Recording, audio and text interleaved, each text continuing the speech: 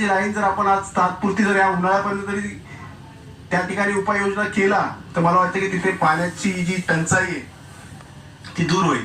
मला वाटतं अनेक या ठिकाणी त्या भागातले नगरसेवक आहेत, काही नवीन नगरसेवक आहेत, त्या लोकांना मला वाटतं काय पूर्णपणे बोलायला या व्यासपीठावरती झिकझिक होते. त्यामुळे आपण या माझ्या माध्यमातून त्या ठिकाणी आपल्याला कसं सोयीस्कर करता येईल मला वाटतं नियोजन जर का काय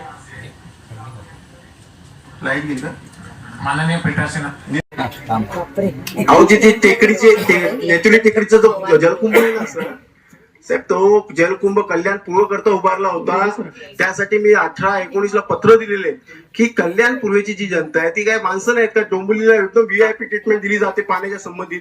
ही जी योजना जी उभारली होती टेकडीची जलकुंभाची ती कल्याण पूर्वेसाठी उभारली होती. त्याचं मला आजपर्यंत उत्तर मिळालं नाही.